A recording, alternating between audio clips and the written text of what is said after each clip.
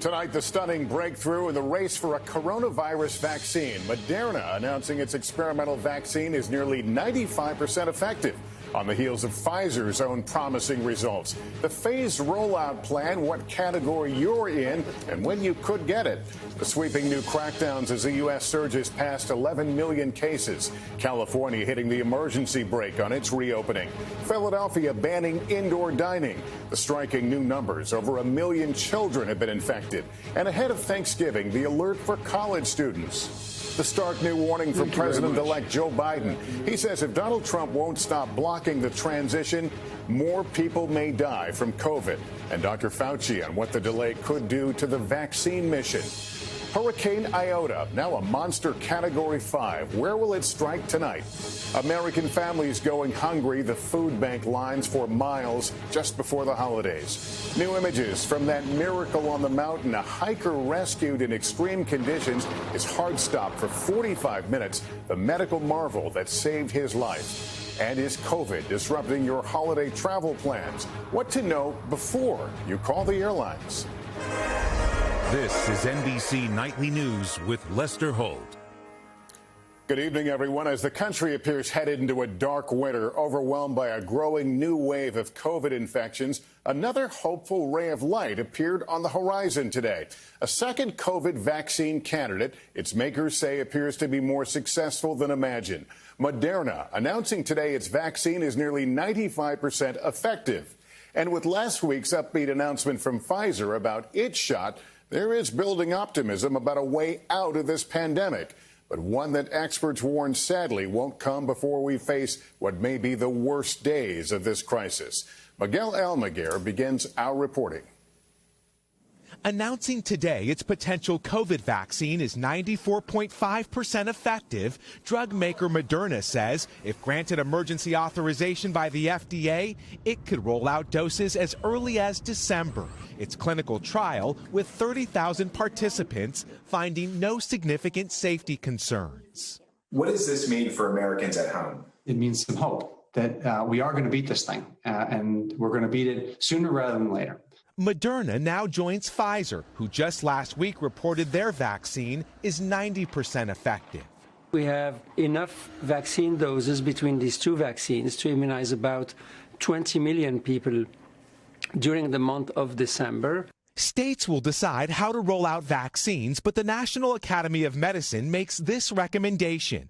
Covering just 5% of the population, Phase 1A includes high-risk Americans like healthcare workers and first responders, and there's currently not enough doses for them. Phase 1B covers those with underlying medical conditions and seniors living in congregate settings like nursing homes. Phase 2 covers 30 to 35% of the population and includes critical workers like those in the food supply system, teachers, and those over 65. Phase 3, 40 to 45% of the population, includes most young adults and children. Phase 4 protects everyone else. Our goal would be by the second quarter to have enough vaccine for every American that would like to get vaccinated. With the hope of vaccinating most Americans by the end of spring, details and dates remain unclear. Moderna's vaccine, for example, did not study children who it will test next. Questions also remain over vaccinating pregnant women and infants. The U.S. government hopes to provide the vaccine free of charge. There's also optimism it could be distributed at drugstores where Americans have easy access to it. Lester? All right, Miguel Almaguer, thanks. Joining me now is Dr. John Torres. Dr. John, the good news, obviously, is that these COVID vaccines appear to work quite well. But how safe are they? Well, Lester, both drug companies announced that their vaccines had minimal side effects, but they have to show the FDA 2 months of safety data before requesting emergency use authorization. Now, I've been told by experts the FDA won't approve any COVID vaccine unless they have all the data on the trials and they're sure it's effective and equally important safe. And since pregnant women and young children were not tested, they'll have to wait for further trials. All right, let me ask you this. With more than one vaccine coming to market, how will we know which one to choose? Well, there will be multiple vaccines available, but the ones available to you will depend on where you live and what group you fall into. But most experts tell me, and I agree, the best vaccine is the one you get, so don't wait for one vaccine over the other. Dr. Lester? John Torres, thank you. And let's not get ahead of ourselves. As the country waits for this vaccine, there's a new wave of shutdowns and restrictions we're watching aimed at stopping the surge. With more, here's Gabe Gutierrez. Tonight, California's governor is hitting what he calls an emergency brake, dramatically rolling back reopenings for nearly the entire state amid an unprecedented COVID spike. We are now moving backwards, not forwards. More than 1 million children have now been diagnosed with COVID-19. Around the country, positivity rates are soaring. Kansas, South Dakota, and Iowa are all above 50%. Idaho and Wyoming above 40%. Today, more restrictions announced to stop the surge. Philadelphia is now closing gyms and banning indoor gatherings. If we do this right, our businesses will recover faster because the epidemic wave will subside sooner. Also today, Chicago's stay-at-home advisory took effect. At least 35 states now have some sort of mask mandate. After months of resisting one, North Dakota's governor relented. Face coverings are the most cost-effective way to limit the spread of the virus. Not according to Rick Becker, who owns 2 bars in Bismarck. Now bars are forced to be closed at 10 o'clock and restaurants. I'm not sure where the science is for that. It's absolutely government overreach. Over the weekend, White House advisor Dr. Scott Atlas urged people in Michigan to rise up against new COVID restrictions, later clarifying he means peaceful protests. I totally disagree with the stand he takes. I just do, period. Now, New Jersey's governor is limiting the size of both indoor and outdoor gatherings. You believe that the city of Newark should have more restrictions than what the state currently has? Presently, yes. Ras Baraka is the mayor of Newark. After Thanksgiving, we should really be contemplating a shutdown for at least a week. Here in Newark, a staggering 20% of those getting tested are positive. Lester? All right, Gabe Gutierrez, thank you. And despite travel warnings, there is growing concern about college students heading home for Thanksgiving and potentially spreading the virus. Blaine Alexander has more. At the University of Pittsburgh, students are sheltering in place after a recent spike in COVID cases. In Massachusetts, cases at Northeastern, MIT, and Boston University are also on the rise. Now, though many schools are urging students to stay on campus, with the holidays fast approaching, health experts fear that hundreds of thousands of students who do travel home could spread the virus to their families. If students are going to travel home for the holidays, what should they start doing right now? At least 5 days before you step on your plane, train, or automobile, quarantine. That means no engagement in public for anything that is non-emergent. Get a test, he says, as close to departure as possible. While traveling, wear a mask and eye covering. Then, once you're home, stay masked or isolate for 72 hours and test again. Many schools are offering so-called exit testing. In New York, all 140,000 students at SUNY are required to test negative before leaving campus. We're part of a larger community. Our students want that extra level of certainty that they're not bringing the virus home with them. Some schools requiring the exit test before students can enroll next semester. Now that I've been getting tested, consistently for 3 or 4 months, twice a week, I feel safe. My parents feel comfortable with it. But even with the best precautions, experts warn there is no way to be certain and say the safest choice, stay apart.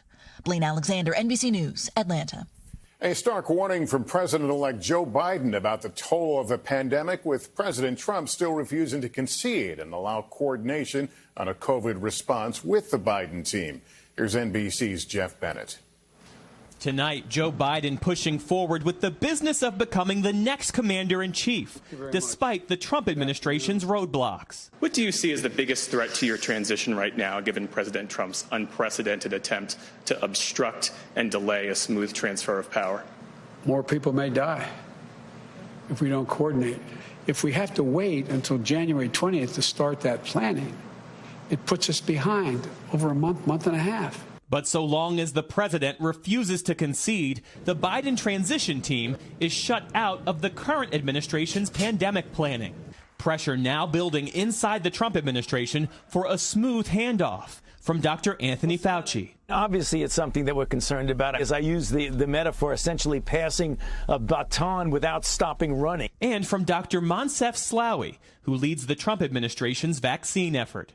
Our focus to make sure that we're going to save people's life, and anything that may slow that process or create any disruption is something that worries us appropriately. Former First Lady Michelle Obama calling out the outgoing president in a lengthy Instagram post, writing in part, "This isn't a game, so I want to urge all Americans, especially our nation's leaders, regardless of party, to honor the electoral process and do your part to encourage a smooth transition of power."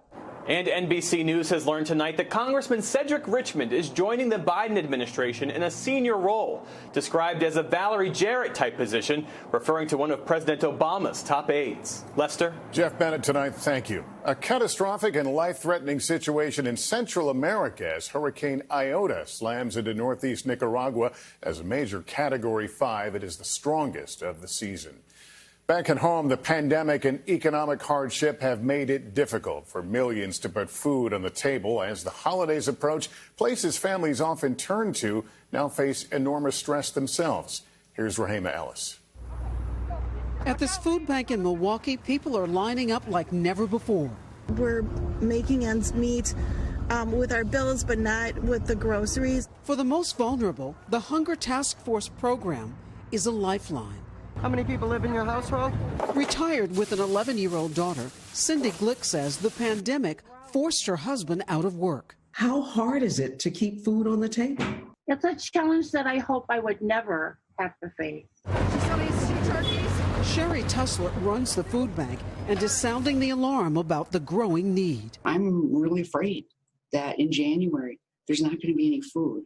Nationwide, almost 24 million Americans reported food insecurity, an increase of 6 million because of the pandemic. Texas has seen long lines stretching up to 3 miles. In California, one food bank reported a 125% increase in demand. In New York, workers are scrambling to provide turkeys for Thanksgiving. The calls are coming in, and it's people who are desperate. Desperate, but grateful. I'm glad that there are places that I can turn to. And hoping the help will still be there even after the season of giving. Rahima Ellis, NBC News. Tonight we kick off a week-long focus on mental health in our America Under Pressure series, beginning with the impact the pandemic may have on the youngest among us. Here's Cynthia McFadden. All I want is just this coronavirus to be over. The pandemic isn't just hard on parents or teens. Little kids are struggling too. We can't go anywhere. And while children are resilient, the isolation and fear many are feeling is causing a significant uptick in 3 to 6-year-olds feeling overwhelmed, worried, or sad. One recent survey found 70% of kids 5 or older have such feelings. It's not just the kids want to play with other kids.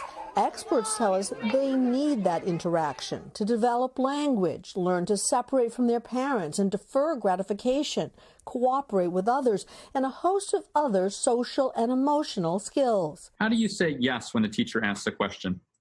And how do you say no? Samantha Greenberg is a vibrant, energetic 5-year-old. Do you feel lonely sometimes during this time? Yeah, a little bit.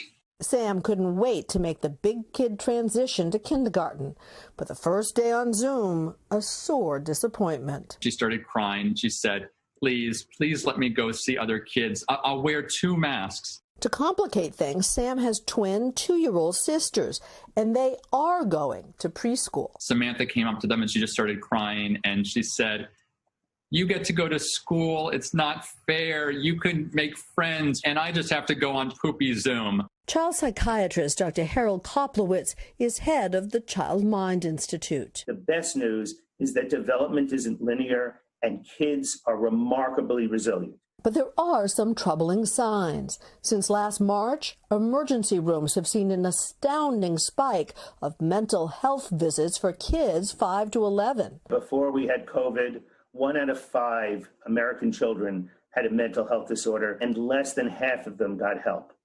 Because of COVID, Every child in America's mental health is affected by it. Dr. Celia Frometta says she's seeing the effects. You're telling me a 3-year-old is not too young to experience anxiety and depression, and you're seeing it. Oh, we're seeing it. We're seeing little kids really struggling with anxiety, with depression in terms of regression of their behavior, being very clingy, night terrors. These are all behavioral ways that these children are telling parents that they're really struggling. It's important not to wait. If your child's functioning changes, if it's their energy, their sadness, their zest for life, their appetites, please reach out and get help. Okay. Meanwhile, one little girl in New Jersey told us what a lot of others are feeling. Sam, what is your biggest wish? My biggest wish is for me to go back to school. Until then, she waits. Cynthia McFadden, NBC News. All right, in just 60 seconds, miracle on Mount Rainier, the heroic effort that brought a rescued hiker back to life. Back now with that hiker lost and injured in whiteout conditions on a mountain, then rescued and brought back to life after his heart stopped for 45 minutes. Here's Gotti Schwartz. In an unforgiving snowstorm on Mount Rainier, a miraculous rescue. Lost snowshoer Michael Napinski found unconscious after spending a freezing 16-degree night in zero visibility. But once airlifted to a hospital, his heart stopped beating, and 45 minutes of CPR still couldn't revive him. Even when your heart stops, we don't consider you not alive, especially if you're cold. And for 2 days, a team of doctors refused to give up until Michael finally opened his eyes. I can't express how grateful I am. I was very shocked. I would think that they would give up after maybe 15 or 20 minutes. But the fact that they didn't give up, they, went that extra mile, it made the difference between life and death.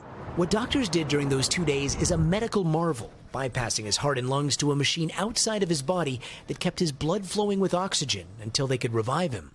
Today, Michael doesn't remember much of how he got lost. I was going downhill, but I do not recall falling. But he'll never forget those who brought him back from the dead. I want to thank you from the bottom of my heart. I'm forever indebted to you and grateful. A privilege to be part of it. Gotti Schwartz, NBC News. That is so remarkable on so many levels. Up next, canceling holiday travel without losing your money. The pandemic has many families rethinking their Thanksgiving travel plans, but getting your money back may not be so easy. Here's Tom Costello.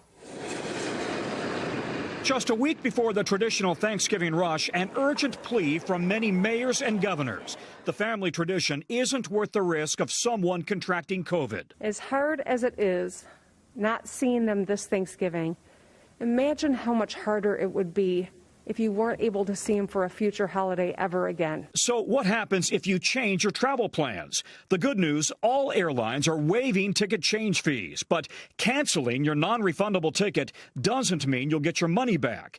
American, Delta, United, JetBlue, Southwest, and Alaska will instead give you a credit voucher. That voucher could be good for 12 to 24 months, depending on the airline and when you bought the ticket. But the airlines will hold on to your money. The nation's airlines are desperately trying to conserve cash. Over the last 2 quarters, the biggest airlines have lost more than $20 billion. That's forced them to be more flexible than ever before. You get the value of your ticket for future use, and they waive change fees. So you can keep it until you actually feel comfortable traveling again. Whether that's next year or the year after. Tom Costello, NBC News, Washington. Up next, he's helping kids dream big with a new twist on the ABCs. NBC Nightly News is brought to you by Pacific Life. Life insurance and retirement solutions backed by 150 years of strength. Trust in your tomorrow. We often ask little kids what they want to be when they grow up. Well, one little boy in Memphis has given that question a lot of thought. You ready, Sam? Yeah, you can be an A. You can be an architect, sketch a building to kiss the sky. When 6-year-old Sam recites his ABCs, there's a beat and a message about possibilities. Computer, software developer, programs, systems, and files. They are an alphabetical roadmap of careers, dreams, and aspirations, A to Z. Sam, tell me what you like about this song. Because I can tell kids what they can be, whatever they want to be when they grow up. You can be a J, you can be a judge, help people who seek justice. You can be a kindergarten teacher. Those kids are young and restless. His father, Bobby, wrote the lyrics. We're rapping to remind little boys that look like Sam that they don't have to grow up to be rappers. We want children to understand that careers are not just about making money. You also want to actually enjoy what you do. I love to read. A young boy spelling out some of life's career paths, one letter at a time. You can be a quantum physicist. So what do you want to be? When I grow up, I want to be an architect, the governor, and the president. I'm not going to let you leave me, Sam, without at least hearing some of your song. Are you willing to perform for me? Yeah. Let's do it. Let's go, buddy. Now take that. Make your own mark. Leave an impact on the world. With that why. You can be your own boss. Love your boy and girl. And with that Z.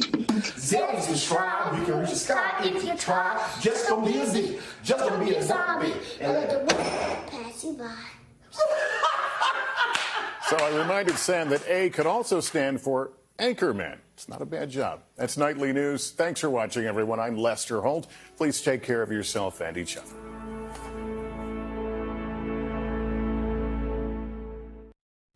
Hey, NBC News viewers, thanks for checking out our YouTube channel. Subscribe by clicking on that button down here and click on any of the videos over here to watch the latest interviews, show highlights, and digital exclusives. Thanks for watching.